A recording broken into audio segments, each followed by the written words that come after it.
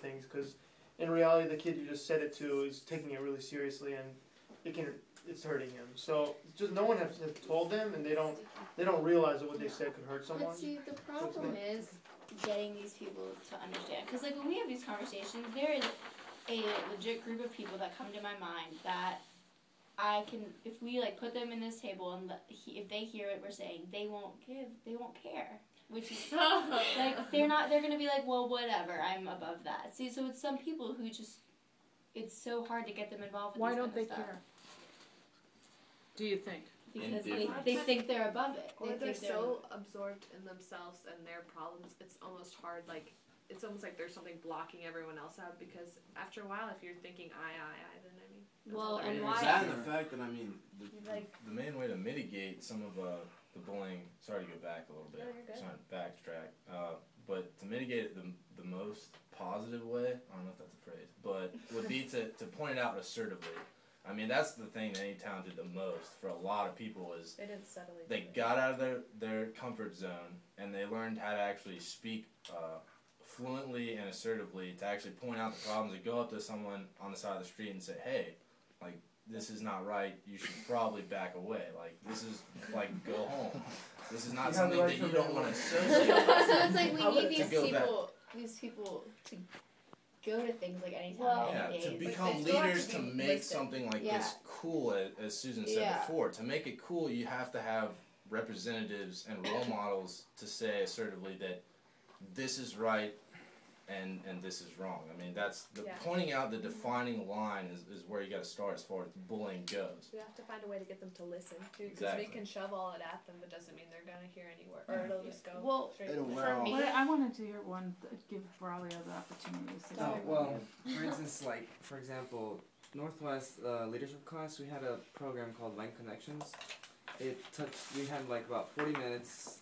It was, the class at that time, last year was pretty big. It was around like 50 students, and we had about 40 minutes in every 2 weeks, Wednesday, to talk about. Well, first one we did was bullying. Then we did cyberbullying, and then we did racism, and I think we did another one. But then after that, it just not many people really cared about it, and we showed videos, we played games, we did some Anytown things, and we tried best way to get the kids to be interactive, and it just never really got to the point where they actually cared.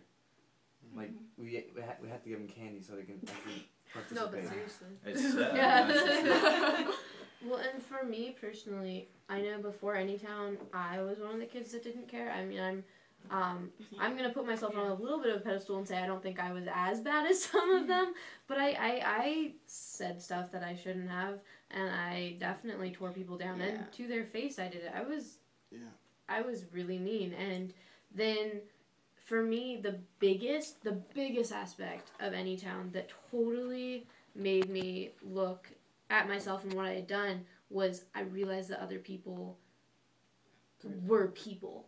Like, I remember sitting in Anytown circles when we had our gender night or our race night or whatever, and just sobbing because they were people and I had been mean to them. And like, the defining line of knowing that someone else is human and that they're not some flat character, they're actually dimensional and actually have something going on was what made that realization like come through for me.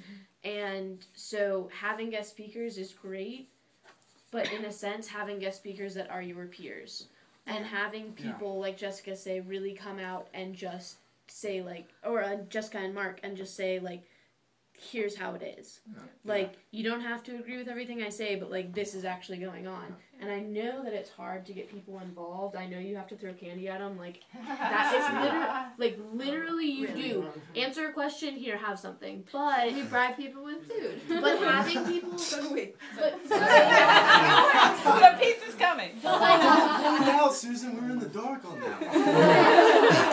But having people hear from their peers, having people interact with their peers, having people they respect. Don't bring the kid that's being bullied because I'm sorry, but that's not going to speak to people. They're going to be like, whatever, we still don't care about that. Bring someone that is the respected class leader that is going to the parties but is also someone that cares about this, because they are actually going to get people to think, and they're going to be like, oh hey, okay. Because like my friends, when I say, hey guys, don't call that person gay, like you don't know them, that's not cool, they'll stop for a little bit, you know, and they understand me. But if I said that to someone who just doesn't like me or doesn't people who feel like they're above me or don't like, know you, they'd be like, what why are you saying that to me, like what are you doing? Like I've had experiences where I've been like, I've turned to someone next to me in my class and be like, why'd you say that? They'd be like, Jessica, shut up, like you're like, no. I feel guilty because I stopped you from speaking before, Carl. I'm leaving. So, there's all this great energy and great thought process, and now let's really roll up our sleeves and what are some student-led initiatives? This is why we're here. What can we do with State Farm grant? Student-led initiatives to address all of these challenges. Well, I really liked Casper's idea. I think it needs more structure. I think clearly it needs to be done more, but I like the idea. Can you read our bylaws? I'm going to read some bylaws. From NCCJ. All right. Would you stop it and then start a new one? So